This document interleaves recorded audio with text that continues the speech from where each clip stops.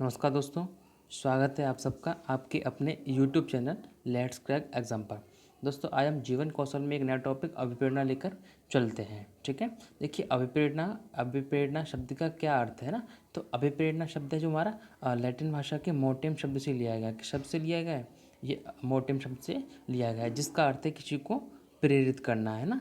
किसी को प्रेरित करना या उसको उत्तेजित करना। ठीक है, जैसे कि किसी व्यक्ति को हम किसी व्यक्ति को कोई कार्य करने के लिए उत्तेजित कर देते हैं ना, या हम उसको उस स्थिति में ला के देते हैं कि जिससे वह कोई काम करने लगे, है ना। तो ये क्या है हमारा, ये हमारा क्या होगी, ये हमारी प्रेरणा होगी। ठीक है दोस्तों, तो चलते हैं आगे। इसमें हम लेते हैं दो परिभाषाएं लेते हैं। वो दो परिभाषा हैं, एक है थॉमसन की और दूसरी है गुड की। अब देखिए थॉमसन ने क्या कहा है, थॉमसन ने कहा है कि अभिप्रेरणा छात्र में रुचि उत्पन्न करने की कला है ना। अभिप्रेरणा क्या है, छात्र में रुचि उत्पन्न करने की है। ठीक है, दूसरा कथन है गुड का। अब गुड ने कहा है कि किसी कार्य को प्रारंभ करना, जारी रखना और नियमित कर देना ही क्या है, अभिप्रेरणा।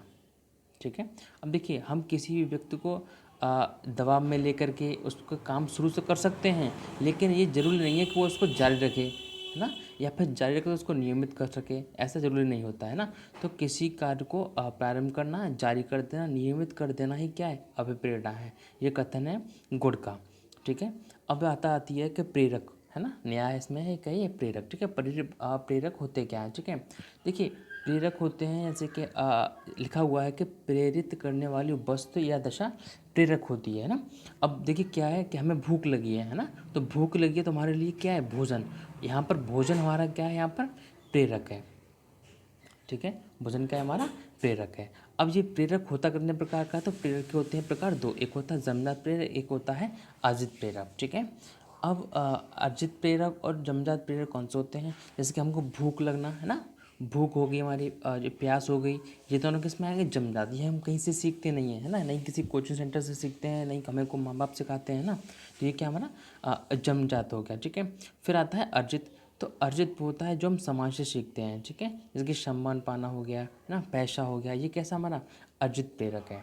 ठीक है, तो अब चलते हैं आगे के लिए। नेक्स्ट है अभिप्रेरणा के तत्व। देखिए अभिप्रेरणा के तत्वों को लेकर हम बात करते हैं कि अभिप्रेरणा के जो तत्व हैं ये दिए हैं हमें। देखिए तत्व दिए हमें क्लार्क हल ने। जो अभिप्रेरणा के तत्व दिए हैं ये जो क्लार्क हल हैं, वहाँ उनके सिद्धांत से लिए गए हैं 4 तत्व है। ठीक है, इसमें पहला आता है आवश्यकता। ठीक है, पहला क्या आता है इसमें, आवश्यकता। दूसरा आता है प्ररोध, तीसरा आता है प्रोत्साहन, चौथा आता है सबलीकरण। ठीक है, अब देखिए जो क्लार्क हल थे इन्होंने कहा है वो कहते थे अगर किसी भी मनुष्य को, है ना, किसी भी वस्तु की ज़रूरत ना पड़े तो अपने रूम से भी नहीं निकलेगा, है ना। तो क्या है, जब तक उसको आवश्यकता नहीं पड़ेगी तब तो वो काम क्यों करेगा, है ना। तो उन्हीं बातों को लेकर हम इनको 4 को हम प्रभाषित करेंगे, आपको बताएंगे, उसको समझाएंगे कि 4 तत्व ये किस प्रकार से हैं। देखिए आवश्यकता, प्रौढ़ और प्रोत्साहन, ये सबलीकरण होते क्या क्या है। देखिए जब जैसे कि हमको लगी है प्यास, है ना, तो जो हमको प्यास, मान लीजिए हमको प्यास लगी है, तो प्यास जो हो गया हमारा क्या हो गया, ये प्रोडोड है हमारा, प्यास का हमारा प्ररोढ़। ठीक है, हमें ज़रूरत किसकी है, हमें आवश्यकता किसकी है, पानी की आवश्यकता है ना। तो जो हमें पानी की आवश्यकता है तो उसके लिए क्या है, हमें प्रौढ़ क्या हो गया हमारा, प्यास, है ना। तो आवश्यकता समय है, आवश्यकता हमारे प्राणी है, वो पानी है, और प्रौढ़ क्या हुआ हमारा, ये हमारी होगी प्यास। ठीक है, देखिए बात आती है प्रोत्साहन क्या होती है ना। देखिए जब हम कोई कार्य करेंगे और वो हमारा कार्य उसी दिशा में होगा जिस दिशा में उसको हम करना चाहेंगे, है ना। हमने क्या कहा कि हमको प्रवृत्ति, हमको मतलब हमको आवश्यकता थी, हमें को प्यास लगी थी, हमें आवश्यकता थी किसकी, पानी की, है ना। अब हमें जो पानी की प्राप्ति हो चुकी है ना, जो हमने पानी को हमने यहाँ से प्राप्त कर लिया है, तो ये क्या होगा हमारा, बताओ आप, कमेंट कर सकते हो, ये हमारा क्या है ना। तो ये क्या है, ये हमारा है प्रोत्साहन। पानी की प्राप्ति क्या है हमारा, प्रोत्साहन है ना। अब देखिए सबलीकरण क्या होता है ना। अब देखिए हम अपने काम को, देखिए कोई काम किया हमने, कुछ हमें कठिनाई हुई है ना, उसी काम को करने की कोशिश करेंगे, उस कोशिश को बार बार कोशिश करेंगे। ठीक है, जिससे कि वह काम हमें आसानी से हम इसको कर सकें, है ना। तो उस काम को आसान बनाने के लिए, ठीक है, या इसको काम को आसान करना ही क्या है हमारा, सबलीकरण है। इसको हम परमार्जन भी कह सकते हैं। ठीक है, यानी किसी काम को हम पहले से अधिक बेहतर कर सकते हैं। ठीक है दोस्तों, अब चलते हैं आगे। देखिए हाँ, अब आते हैं ये अभिप्रेरणा के सिद्धांत। ठीक है, देखिए अभिप्रेरणा के सिद्धांत दिए हैं, 4-5 सिद्धांत दिए हैं प्रेरणा में, ठीक है। पहला आता है सिगमंड फ्राइड का मनोविश्लेषणात्मक सिद्धांत, ठीक है। इसमें सिगमंड फ्राइड ने इन्होंने इस सिद्धांत को एक आम आदमी का सिद्धांत बिल्कुल बताया गया है, ठीक है, जो एक आम आदमी की ज़िंदगी से संबंध रखता है ना। तो देखिए इस अभिप्रेरणा सिद्धांत को हम समझाते हैं। देखिए इसमें हमने 2 पॉइंट लिए हैं, है ना। एक लिया हमने जीवन इच्छा, और एक होगी हमारी मृत्यु इच्छा। अब देखिए इस पॉइंट को आप लिख सकते हो, है ना। आप इस अपनी कॉपी पर एक नोट्स बनाते हुए चलिए, ठीक है। उस पर लिखना आपको कि सिगमंड फ्राइड ने जो मनोविश्लेषणात्मक सिद्धांत दिया उसमें 2 पॉइंट हैं। एक पॉइंट हो गया जीवन इच्छा है, दूसरा पॉइंट है हमारा मृत्यु इच्छा, ठीक है। उन्होंने जीवन इच्छा को उन्होंने इरोश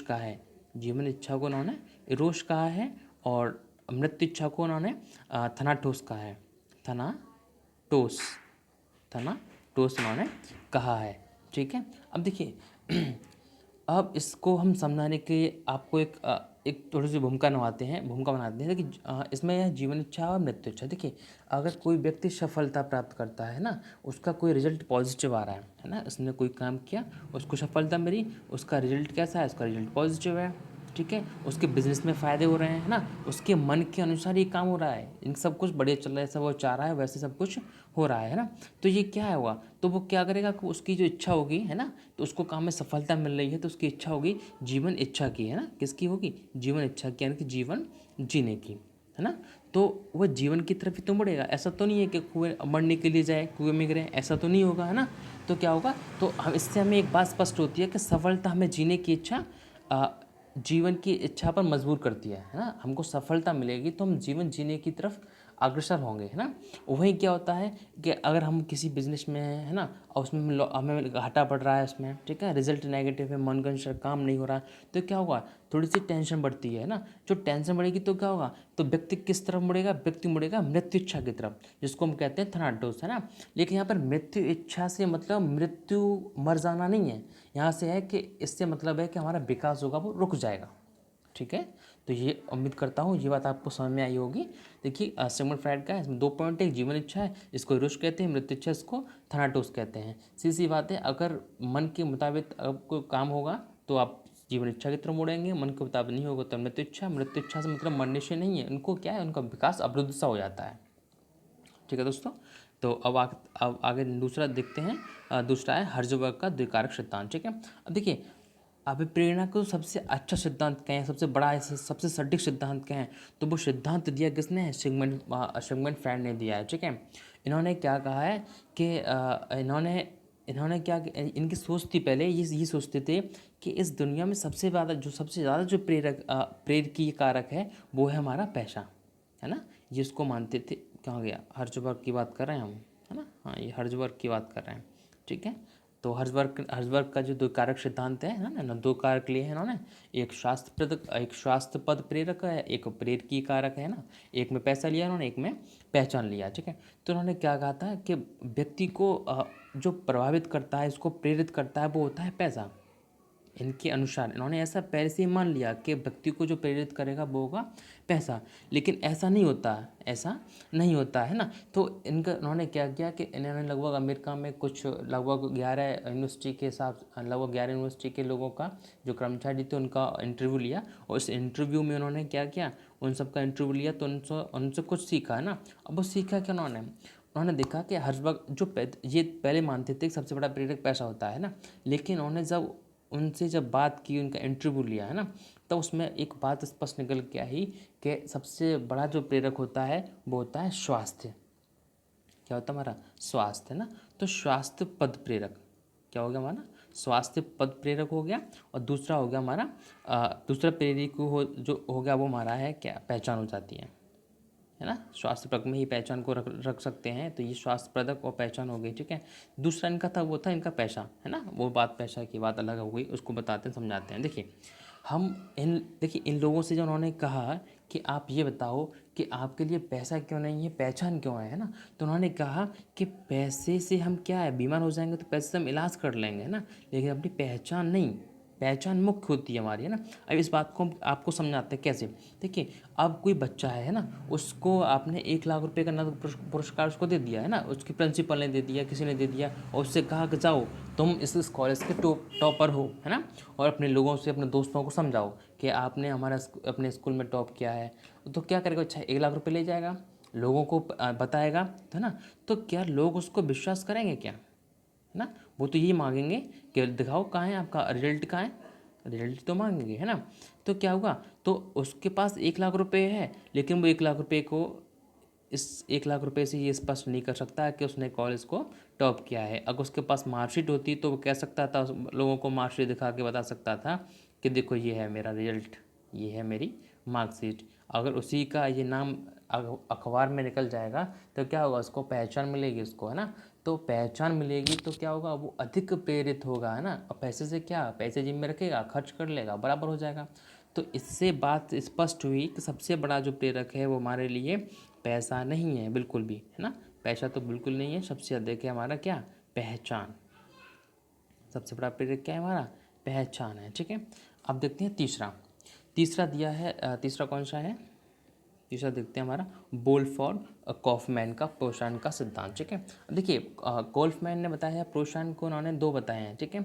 एक होता है, एक इन्होंने धनात्मक लिया है, एक इन्होंने ऋणात्मक लिया, ठीक है। अब देखिए ये सिद्धांत लगभग कुछ सिगमंड फ्राइड की तरह ही काम करता है, ठीक है। प्रोत्साहन मिलने से ही क्या होती है, हमको प्रेरणा, अभिप्रेरणा मिलती है ना। और डिपेंड करता है कि प्रोत्साहन कैसा है हमारा, है ना।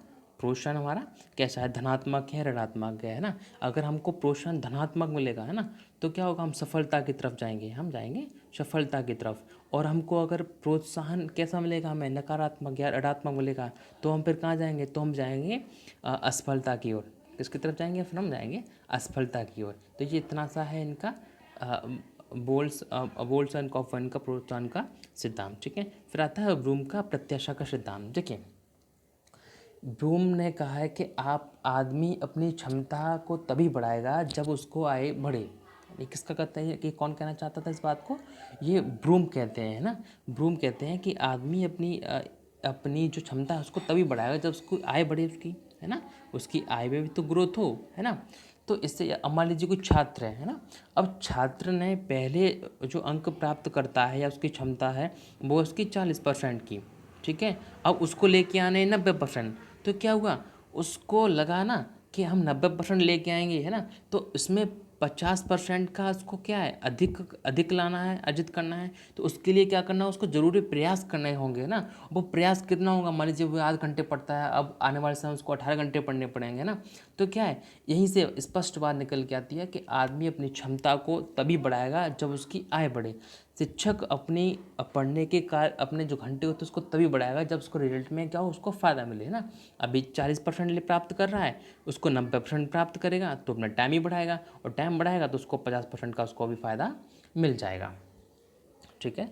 और ये डिपेंड करता है, और ये अभिप्रेरणा है वो डिपेंड करती है रिजल्ट पर। इसका बेस क्या है, लिख लेना अपने आप कॉपी में कि जो बेस है इसका बेस है हमारा रिजल्ट। रिजल्ट रिजल्ट अगर हमारा धनात्मक आता है तो बच्चा और अधिक कोशिश करेगा, और उसका रिजल्ट अगर ऋणात्मक आता है तो बच्चा उतना ही क्या होगा, कमज़ोर की तरफ चलेगा ना, उतना वो थोड़ा सा कुछ मानसिक उस पर प्रेशर पड़ेगा, तो उसके लिए अच्छा नहीं होगा, ठीक है। अब चलते हैं मैकग्रेगर का एक्स पाई का सिद्धांत, ठीक है। देखिए मैकग्रेगर का एक्स पाई का सिद्धांत है ना, इन्होंने एक्स फैक्टर लिया है और बाई फैक्टर लिया है, ठीक है। तो जो डगलस मैकग्रेगर थे, उन्होंने कहा कि लोग 2 तरह से अब प्रेरित होते हैं, है ना। एक उन्होंने बताया था कि एक्स टाइप का, और उन्होंने दूसरा बताया उन्होंने बाई टाइप का। एक उन्होंने एक्स टाइप का बताया, एक उन्होंने बताया बाई टाइप का, ठीक है। अब देखिए सिद्धांत कहता है कि एक्स जो सिद्धांत कहता है ये दिखाता है हमें जो शिक्षक केंद्रित शिक्षा व्यवस्था है उसको दिखाता है, शिक्षक केंद्रित शिक्षा व्यवस्था को दिखाता है। ये कहता है कि बच्चे जो होते हैं वो कैसे होते हैं, बच्चे आलसी होते हैं। बच्चे बिना दंड प्रयोग किए हुए ये बिल्कुल भी सीख नहीं सकते हैं, है ना। तो ये क्या है, ये तो गलत नीति की तरफ चलता है ना। तो ये जो एक्स सिद्धांत है वो ये दिखाता है, ये नकारात्मकता को दर्शाता है। वहीं जो इनका वाई सिद्धांत है, वाई सिद्धांत ये आशावादी है, सकारात्मक है ना। ये बताता है कि बच्चा सीखने के लिए क्या है, एक भूखा शेर है, सीखने के लिए वह भूखा शेर। आप इसको दिखाएं, इसको बताएं, इसको समझाएं, उसका मार्गदर्शन करेंगे तो बच्चा उसी दिशा में और अग्रसर होगा, ठीक है। तो सीधे सीधे कह सकते हैं कि जो एक्स सिद्धांत है हमारा, एक्स सिद्धांत है ये शिक्षक केंद्र सिद्धांत है, जो पहले हमारी शिक्षक केंद्र व्यवस्था थी उस पर है। और जो हमारा वाई सिद्धांत है, और ये वाई सिद्धांत है वो है हमारा बाल केंद्रित पर, है ना। ये वाई माना हमारा सकारात्मक है और वाई सकारात्मक है और एक्स कैसा है, नकारात्मक है। ठीक है, तो आज का अभिप्रेरणा का टॉपिक हम यही समाप्त करते हैं। धन्यवाद।